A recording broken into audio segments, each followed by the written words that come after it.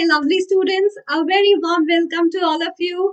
So, ICSE 10th class students, I know that you are waiting for ICSE one-shot videos. And finally, I hope you're following it because we started publishing it, premiering it as soon as possible. Now, what are we doing? I think some of the videos are already out, like periodic classification and my chemical bonding. And now we are talking about analytical chemistry. Don't worry, all the videos will come. You all have to do one thing, just like the video, share it among your friends so that they can also know about the same and can come and attend all the sessions and can get the maximum benefit. And if you're new, don't forget to subscribe to the channel because if you subscribe, you will not miss even a single video. Now, my name is Anubha Ma'am, your chemistry master teacher at Vedantu, and I welcome you all to this video, which is analytical chemistry video in one shot. In this entire video, I'm going to tell you all the important details of analytical chemistry. There were already 2 sessions being recorded for Umang series. Now, this is more of like a revision video because one shot videos are meant for the same that you know the chapter and you come here for a quick revision. So it won't be like a detailed analysis. I just thought to set the right expectation, but with all the important things in a quick revision manner. Okay, so are you all ready with me? Give your Anubha Ma'am a quick high five so that I can start the session and let's make it a super duper hit as well. All right, so we'll learn all the important facts and important information about analytical chemistry. So let's count down 3, 2, 1, and we are going to start it right away. The very first thing that we know about this chapter is this is analytical chemistry. What exactly analytical chemistry means, in which we are going to do analysis of something, and what analysis means, determination of chemical component in a given sample. When I've been given a given sample, I can know about so many things about the sample, like what exactly is the composition of the sample, what exactly are the type of components present in it, in whatever the quantity, whatever the strength these components are present. Okay, this is what the analysis is when we have a substance in front of us and we are talking about different parameters like qualitative and quantitative analysis. The name will define what exactly we are going to talk about. Qualitative analysis is more of the part of organic chemistry, where what we generally do, that is something that we're going to talk about, the identification of unknown substance. We used to do that in my master's days in organic chemistry. We used to give one sample and teacher is like, what exactly this mixture is containing, like any acid, base, any salt, you need to tell me what are those unknown substance. So that studies qualitative analysis. And when I talk about quantitative analysis, I mean determination of composition of mixture. What are the composition of mixture is there? Suppose I have my base, I have my acid. What exactly is its composition in that mixture? So we'll talk about that parameter too. And that is more of like inorganic chemistry part that we needed to understand. More of like we do titration also in quantitative analysis to detect the composition, to detect the amount of the sample as well. All right. So that's what we talk about. And as we know that the main part that we need to do in this chapter is qualitative analysis. We need to understand when we were given with different metal salts, were we able to detect what kind of a metal salt we are having? That we can definitely do with the help of reagents. So I'll tell you, reagents are some substance that are going to react, and but at the end we can gain those substance back. That was a reagent is in chemistry. All right. So I hope you got it properly. So definitely I talked about metal and its salt. We should know, depending upon the color of metal ion and how that's going to react with the particular substance, we can detect so many information regarding the same. And specifically, color will be like a win-win situation that can give so much information about the same. So we'll talk about right away color of the salts and their solution. And this is going to help you a lot. When I talk about representative elements, these are generally colorless. And you know that my S and P block elements are basically representative elements. If I talk about group, I can say group number 1 to 2 and group number 13 to 7, as they are having incomplete valence shell. They are the ones we talk about a lot. So these are the normal elements and these are the ones that are colorless in nature. If I talk about calcium ions, if I talk about magnesium ions, lead ions and all, these are the one Group 2, sodium ion. Group 1, lead ion. Group 14, if you remember, because valence shell electron will be for group number 14. These are the type of ions that will be colorless. But when I talk about transition elements, my D block is something that is my 3 to 12 group number. These are containing some metals called as transition metals, and these are always colored ions. These are going to give colored ions due to this transition only. When your last electron is in d orbital, d is a type of orbital, you'll talk about that in 11th class a lot. D electron will move to the higher d orbitals, because in the d orbital also there is a difference in the energy. When electron will move from one d orbital to another, this transition, and when it has to come back, it will give some kind of a color frequencies and color wavelength, and we'll be able to see that. Okay, so this is something that we should know, and this is something that will help you a lot, because when I talk about ions, okay, when I talk about copper ions, when I talk about zinc ions, there are some of them that are going to give color ions, mostly the one that's having incomplete shell. When I talk about zinc is having a completely filled last shell, so that will also give you colorless, like more of like white salt. So do remember, this is like a very important information. All right.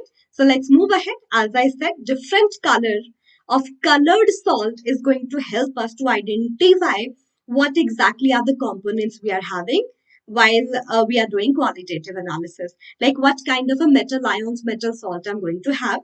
And what are the reagents we are going to take? We are going to take alkali. In one case, we are going to take strong alkali and one weak alkali. We are taking NaOH, strong alkali, and we are taking ammonium hydroxide as a weak alkali, and we are going to react it with different metal salts. All right, and let's talk about first of all NaOH, strong alkali. We are taking the sample, and one by one, like drop by drop, we are going to put it into my metal salt. They are going to react and will do definitely a DD reaction, double decomposition reaction.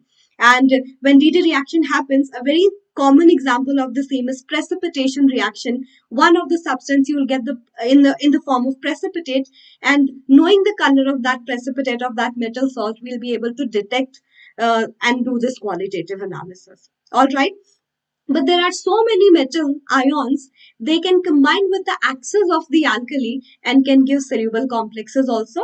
So we'll be able to detect them easily, that which are the metal ions that are going to form soluble complex in axis, because in general, we'll get the insoluble precipitate only. So this is going to create a difference we'll talk about. Okay, so let's talk about NaOH reaction one by one. But don't forget that NaOH and KOH are going to behave in the same way. They both are strong alkali. So if I'm replacing sometime by KOH, don't just fear, because you know that, don't get scared. That's the same thing only. All right.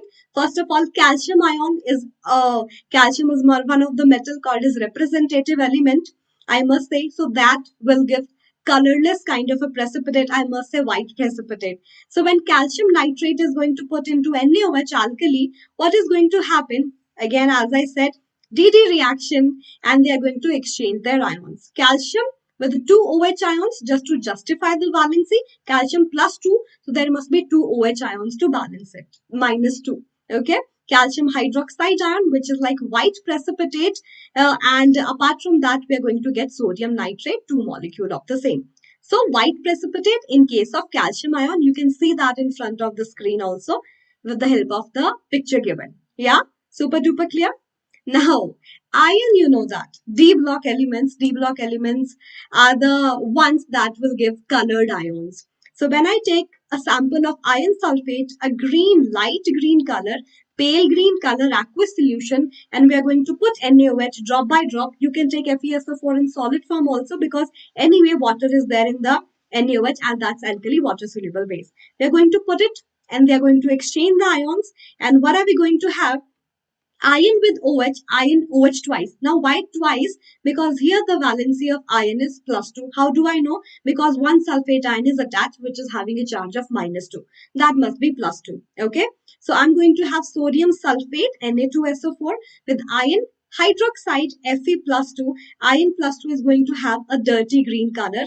Regarding the color of the different metal ions and other substances, I have made a special video on this channel, please do see that video after this session. That's going to help a lot. I use some crazy kind of a mnemonics, and that's going to be helpful. Okay. So I'll get dirty green color. Precipitate means I'm having my ions and I can detect them. All right. And now you know that iron is showing variable valency.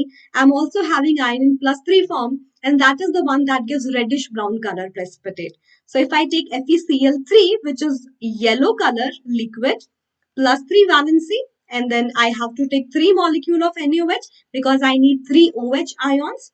Fe with 3 OH and sodium with Cl. I got 3 molecule of NaCl salt that's dissolved in water, and I'm going to get reddish brown precipitate of FeOH thrice. So I can differentiate with the help of alkali between Fe+2 ions and Fe+3 ions. Alright. In the same way, we can talk about copper ions also. And copper +2 is a metal ion that will give pale blue color complexes. So when I'm going to react with NaOH, 2 molecule, again, just to justify the valency, and on the exchange of ions, we'll get sodium sulfate, soluble salt with the copper hydroxide pale blue color, light pale blue color ion, okay, copper hydroxide salt. Now just see that copper hydroxide with NaOH, copper hydroxide solution, you can observe that, and that is pale blue color. And this thing I already told you when I talk about zinc ions that give a colorless kind of a precipitate, and colorless means white. Okay, gelatinous white precipitate. These colors are something that can make us feel, crazy at next level. So zinc with OH ion, sodium with sulfate. I got zinc hydroxide, white gelatinous precipitate. Okay, zinc hydroxide's color is white gelatinous. Don't get confused with zinc sulfate. I'm not talking about zinc sulfate. That's soluble in water. Okay. I'm talking about its salt with metal, hydroxyl. Metal hydroxyl I'm talking about here. Yeah. Okay. Let's move ahead now. Now there's one very wonderful thing that when I talk about some of the metals, they can react with axis of base, axis of alkali also. The reason or the main condition that we are needing is my metal must be amphoteric in nature. If my metal is amphoteric, generally it's metal oxides and metal hydroxide. Generally, it's metal oxides and metal hydroxides will be amphoteric too, means they show dual property. They'll behave as acid as well as base. So when I'm going to complete the reaction, I'm just going on the last slide. Look at this. When I'm going to have this reaction, I'm going to get metal hydroxide of zinc, zinc hydroxide. Zinc is an amphoteric metal. Zinc oxide and zinc hydroxide is also amphoteric in nature. So when I'm going to have axis of NaOH that can react because यहाँ पे this can act as acid also. So acid base gives salt in water. That's what we are going to get. We are going to get a salt, that's sodium zincate, a salt. Okay, sodium zincate along with water. That's the salt, and that's water soluble.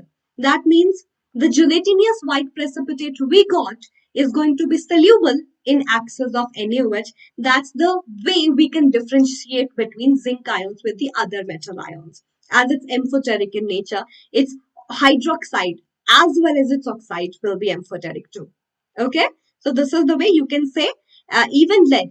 I can tell you right away, zinc ion and lead ion, zinc metal, lead metal are the ones, apart from that, aluminium metal is the one that is giving you amphoteric behavior. That means they can react with axis of NaOH and can give some complexes. Let's do the same in case of lead. Lead will react with NaOH. Last time we got gelatinous white precipitate. This time we are going to get chalky white precipitate. Okay, color will drive us next level. You understood what I meant. So we got lead hydroxide with NaNO3, white precipitate, chalky white precipitate. I can check with two of the tests that these white precipitate is going to react with acetic acid and gives a soluble complex. Lead acetate we are going to get, that's completely soluble salt. One way to check in that way. The second way is, as I said, that can react with axis of NaOH too.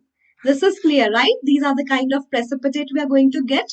Chalky white, just look at this. When I try to react with axis of lead hydroxide, Being amphoteric, that can also react with excess of NaOH to give me a soluble complex. Amphoteric metal oxide hydroxide can do that. I'm going to get my metal salt with water. They make a soluble complex, and that's written here. Okay, got it? So this is the way we can differentiate between certain metals. Now, when I talk about my ammonium salt, what exactly is ammonium salt? Where ammonium is my positive ion and that is encountered with a negative ion. Positive and negative will give you salt. When NaOH or any other water soluble base is heated with ammonium salt, ammonia gas is evolved because ammonium salt are a bit acidic in nature. Because ammonium came from ammonium hydroxide, weak base, the negative counterpart will come from a strong acid. That is a bit acidic salt. Whenever it reacts with NaOH, a base, I'm going to get salt water. Along with that, my ammonium will decompose to give ammonia gas. As simple as that. So look at here, NH4Cl, ammonium chloride, sublimable one, will react with NaOH to give what? Na with Cl, a salt, NaCl. Here you just remove a hydrogen that will react with OH to give H2O. H and OH will give you HOH, that's water. Water dissociate into H and OH ions, right? And then we are left with here NH3. That's what we are going to get, ammonia gas. Okay, ammonia gas. Very pungent smell, very choking kind of a smell we are going to get.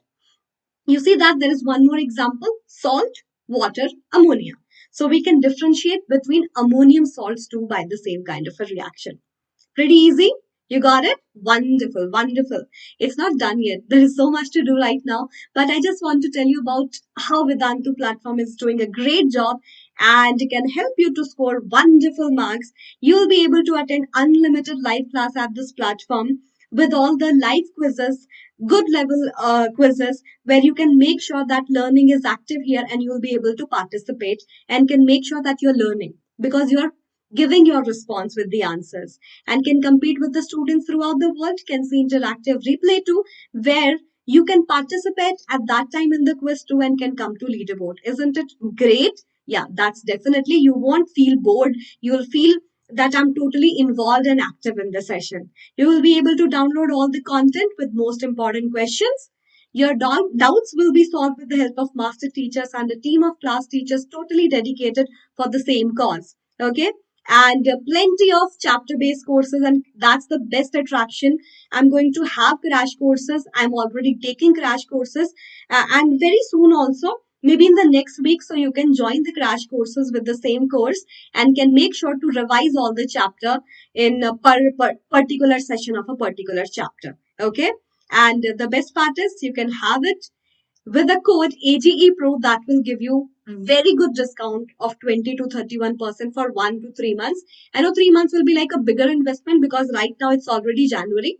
At least you can try for a month course. There is a link in the description box for pro classes. And the best part is, due to this Makar Sankranti occasion, you are getting a special discount from 14th Jan to 17th Jan called as festival discount of 50% up to 2000. So the course which was earlier for 2699 for a month is not a miss wala chance, and you can get it in 1349 rupees as low as 6 rupees per session if you plan it properly. For 3 months the course became to 4999. It was for 7999. So you can choose it properly because that's a very good kind of investment that you can have on yourself because that will boost your score only. All right, and build your confidence and can make sure that you'll get that feeling that yeah, I can do it as well. All right, now let's talk about ammonium hydroxide. As I told you, we'll talk about weak alkali also, how they're going to react with the weak alkali. Now we'll take ammonium hydroxide and try to react with the different metal salt and can make sure that what kind of a complex, what kind of a salt I'm getting with the different colored precipitate. Okay, so let's try to do that. Okay, some precipitate again on the same hand is going to be soluble with the axis of ammonium hydroxide, and when they combine with the axis of ammonium hydroxide, we see a great soluble complex getting formed because especially in the case of D block metals combine with these ammonium hydroxide, specifically extract ammonia from the same and give some kind of a complex. Those are water soluble. which we should not miss while doing that. Those are very important. So those are the important points, okay? Do not miss that. Again, when I talk about calcium ion, I can totally see when I tried to react it with alkali, my strong alkali, there was calcium hydroxide ions, white precipitate, but in the case of weak alkali, the OH ions are not sufficient enough to react with calcium. Okay, so here we won't get any precipitate, reaction will not occur. No precipitate of calcium hydroxide, reaction will not be complete because of the lack of the sufficient amount of OH ions. Okay, you got it right. We can make a difference here. Now let's move ahead. Iron will react in the same way, whether that's iron plus 2 or iron plus 3, and same kind of a colored salt we are going to get. In case of Fe plus 2, dirty green precipitate, because now we are reacting with ammonium hydroxide. The only difference we are seeing here is the salt is changing, the other salt is changing. Iron with OH, iron hydroxide, dirty green only, but now I'm having ammonium sulfate. Last time I was having sodium sulfate or potassium sulfate. Okay, so dirty green precipitate. And when I see the color, this is the kind of color I'm going to achieve. Yeah, that's actually dirty green. You can see that. है ना? Yeah, okay. Some Hindi word that just came out from my mouth, and I hope that's not something that you can't understand. You know, that's something that you just keep on saying, and that's on your tongue sometimes. Yeah, slip of tongue. Okay, when I talk about iron plus 3, you know that that's yellow color solution, FeCl3. When you try to react it with ammonium hydroxide, the very first thing, iron hydroxide, reddish brown precipitate, and ammonia react with chlorine to give ammonium chloride, which is soluble in water, and you'll see a reddish brown PPT like this. See that, and so beautiful to play with all the colors. I did that a lot in my laboratory. I did those tests that you're studying right now, and it's super fun. Yeah, sometimes it's like too peculiar smell, pungent smell, and you'll be coughing and all. Your eyes will be irritating, like you'll feel them irritated, but yeah, that's just a part of job. You'll enjoy it and you'll learn a lot. Okay. So now when I talk about copper ions, copper when react with ammonium hydroxide, you'll get copper hydroxide pale blue color complex as expected, copper with OH, copper hydroxide with ammonium sulfate. But the beauty in this reaction is this copper hydroxide pale blue color precipitate that we got is further soluble in my excess of ammonium hydroxide. And that's what we will see. Okay. So just remember that copper plus 2 and even zinc plus 2, these are the one that can react with excess of my ammonical solution as well, my ammonium hydroxide as well. This is the precipitate and the other substance that we got in the last reaction, copper hydroxide with ammonium sulfate. I added extra NH4OH. They combine together, and just remember that NH4, they want to give NH3 for sure. So 2NH4, 2NH4, 4NH4, that will give 4NH3 that is going to combine with this copper. So we are going to get a complex copper with 4NH3, tetraamine, copper, and then sulfate. Okay. The negative counterpart is needed as well. And then what do we got? 2OH and 2OH, 4OH, and here 4H. Okay. That will give 4 molecule of water. So we are going to get from the pale blue color precipitate to now with the excess of ammonium hydroxide, a deep blue ink color type solution. That's what differentiating copper ions from the last strong alkali to the weak alkali. Clear, right? So that is more of like qualitative analysis of my copper ions. And in the case of zinc ions, I told you, similar kind of a reaction can occur, that when zinc sulfate react with ammonium hydroxide, definitely I'm going to get zinc hydroxide, gelatinous white precipitate with an ammonium salt, but that is again dissolved in further ammonical solution to give a soluble complex. These white gelatinous precipitate is going to get dissolved. Okay, so let's do that as well. With excess of NH4OH, this is something that we got. With excess of NH4OH, I'm going to get a soluble complex, colorless complex of tetraamine zinc sulfate. Yeah, you got the name as well. Tetra for 4. Tetraamine zinc sulfate with 4 molecule of water. That's what again differentiating zinc ions from the strong alkali and weak alkali, which is pretty much clear here. Right, students? Okay. We'll talk about lead ions, how to make a difference. Lead with again NH4OH, will try to react to give what? Lead hydroxide, chalky white precipitate, and can make a difference. But do remember that I did tell you that the complex that I'm going to get with strong alkali, concentrated hot alkali, I could have seen the further reaction, but my NH4OH is a weak alkali here. Okay, so please make sure that the same reaction with strong alkali will never happen with the weak alkali in the case of lead salts as well. Now, these are the metal ions. Now we'll talk about action of alkali on metals. Those were metal salt. This time I'm taking metal and trying to react with alkali and how we can see the difference. But as I told you already that my metals will not react with alkali because metal shows almost same kind of a behavior, like metals are also somewhat basic in behavior. So only those metals can react with alkali that can show amphoteric behavior. Amphoteric behavior, those metals are, as I told you, zinc, aluminium, as well as lead. Some of the example here that you can remember. So these metals, their metal oxide as well as metal hydroxide, amphoteric in nature and can react with alkali. Please make sure that you got it. So let's see action of alkali on zinc metal. You get a salt called as sodium zincate. Why sodium in starting? Because sodium is more electropositive than zinc. So it's like we are having 2Na means total plus 2 charge, zincate with minus 2 charge. We got a salt with hydrogen gas. It's the same reaction that how my metal react with acid to give salt and hydrogen. In the same way, my metal is reacting with base to give salt and hydrogen gas. The same kind of a reaction. I can check it. It will burn with a pop sound as well. In case of aluminium, we need to give some condition that it will react with boiling and dilute alkali only. Okay. So we'll take my aluminium. I took my alkali, diluted it with water, and made this mixture very hot, boiling. So they react with aluminium to give aluminate salt, okay, sodium aluminate along with hydrogen gas. And I know balancing is not a problem here. You can do the balancing. All right, you can do this much. Yes, same reaction will happen with KOH. It's just the name of the salt will change. This is sodium aluminate. This is potassium aluminate. Okay, you can check that whether the formula is correct. Potassium valency plus 1, aluminium plus 3. Total positive charge and total negative charge must be equal. One oxygen is carrying minus 2 charge, 2 minus 4. So plus 4 minus 4. This is the right formula. Sometimes we get confused. K2AlO2 or KAlO2 or something like this. So that will avoid the confusion. We did talk about zinc. We did talk about aluminium.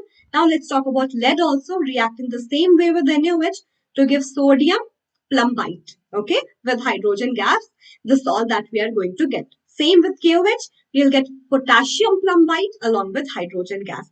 Metal with acid or metal with base will give salt and hydrogen gas, but only few metals can react with base. As I told you, same reaction with metal oxide and hydroxide too. So let's do that. As I told, oxide of most of the metal are basic in nature, but if we talk about the amphoteric one, we can do the reaction with alkali also. And if I talk about Na2O, that's definitely basic. Most basic oxide of this particular period, if I talk about. Okay, so how to check it? When you put it in water, they give you an alkali. And that's what you can see, 2Na, and you are having 2OH as well. You will get two molecule of NaOH. How to check metal oxides are basic? Because when you put it in water, they give metal hydroxide, water soluble bases at times. So do remember that metal oxides and metal hydroxides are the one, they show basic behavior and they react with acid and not going to react with the base. But our reaction in this chapter is with alkali, with bases, my NaOH and my ammonium hydroxide. So here, that's a problem. So if you remember, only amphoteric metals, their oxide and hydroxide will be the same kind and will show the reaction. And that is zinc oxide, aluminium oxide, and lead oxide. Okay, M4 comes from Mf. Mf means dual character they'll show. So let's do some example. If they're dual, they'll behave as a base as well as acid. If you're reacting with base, they'll behave as acid. Acid base, salt and water. Magic. Magic, yeah, neutralization is happening. Okay, so nothing like something new I'm going to teach right now. Same only. It's just the reactant are changed a bit, but the products are kind of same only. Zinc oxide reacting with NaOH to give what? Zinc hydroxide. Supposed to, but as I told you, I have one more metal, sodium also, which is more electropositive. So the salt that I'm going to have is going to contain sodium too. So I'm having sodium zincate along with water, not hydrogen gas. It's not metal, it's metal oxide now. It will give salt and water, neutralization reaction. Please make sure that you got it. Same with KOH, my potassium zincate along with water, not hydrogen gas, because that's a reaction of acid and base to give salt and water. Same reaction your metal hydroxide is also going to show, because uh, can show basic as well as acidic property. But as that's a base, I'll say that will show acidic property. Salt and water. Sodium zincate or potassium zincate, depending upon what alkali I'm taking, along with water. Okay. Now let's do the reaction with aluminium oxide. Again, amphoteric. If I'm putting it into a base, that will behave as an acid. Salt, water. Sodium aluminate, sodium metaluminate also we say that with the water. Okay, sodium metaluminate with water. Acid base, salt and water. Same with KOH, nothing is going to change. It's just that you need to remember whether you wrote the formula correct or not. Okay, and I told you the technique how to check that. And same metal hydroxide, aluminium hydroxide is also amphoteric. So same kind of a reaction. Now you're thinking, ma'am, what exactly is the difference if I take aluminium oxide and aluminium hydroxide if both are amphoteric by reacting with NaOH? Now you see the difference. It's just the amount and number of moles of my reactant and product that I'm going to take and I'm going to achieve. So if you see the previous reaction, I'll take two molecule of NaOH, yeah, and I got two NaAlO2 along with one molecule of water, right? Because two aluminium, I need to take two of this and we get two molecule of sodium aluminate. But in case of aluminium hydroxide, only one molecule is sufficient with, I must say, 1 mole is sufficient to react with 1 mole of NaOH to produce one NaAlO2 along with two molecule of water. So that's what you see the difference. Amount of water formed, amount of salt formed. Yes? Super easy. Are you getting my point? How will I get to know? Please just write your comments in the comment section. Do let me know that you understand everything and how was the session going for you. It will be like a great help to see your comments and to feel in that way that yeah, our efforts are not going into vain. Okay? Same lead oxide and lead hydroxide will react with alkali to give salt and water. Now the salt will be sodium plumbite because Na2PbO2 is the salt we are having. Okay, sodium plumbite and salt is totally soluble. So we are going to have a colorless salt that's totally soluble in water. Yeah, same with KOH. And when I talk about its hydroxide, they'll react with NaOH to give sodium plumbite along with water. Okay, so you see the difference. You see the difference this time lead oxide with 2 NaOH and this time 2 NaOH will give one molecule of this and two molecule of water. Are you seeing the difference here? 2 NaOH will produce one molecule of this and one molecule of water. And this time I'm having two molecule of water here because I'm having OH. From here also I get one molecule of water. Yeah. So it's just about the balancing, nothing new. Are you getting the point? It's more about balancing of chemical reaction when you are taking metal oxide and metal hydroxide, and I'm talking about amphoteric ones. Yeah, students? So in this session, I hope you got everything. That's like a revision of whatever we have done already. That how my metal oxide, my metal hydroxide, my metal salt react with alkali, and we can do a qualitative analysis accordingly. We can check what are the metal ions, what are the metals that are reacting, and due to the particular precipitate I'm going to achieve, I can judge that. So I hope all the part that I've taught you is super clear. What you all have to do, you have to like the video as much as you can. Means you can pass it to the friends so that they can also know and can like. Share it among your friends. Don't forget to subscribe to the channel if you're new, because we are trying to do all the great job specifically for ICSE students. And as I said, just get the maximum benefit due to this Makar Sankranti festival, 14 to 17 Jan. If you'll enroll, you'll get 50% off up to 2000, and you'll get all the live classes, high level quiz, competition with students, all the content, replay with live quizzes and leaderboard. That is like a very smart features. And apart from that, all the doubts will be solved with the help of master teachers and class teachers. I am the one who's going to take a crash course the next week also. So please enroll to revise properly and to boost your score in as low as 1350 rupees per a month for a month, because AGE Pro code will do the job. There's a link in the description box. Just go with it. ICSE 10th class, just select it. 2021 your target and AGE Pro code. That will make the course for 1349 for a month. 4999 for 3 months as well.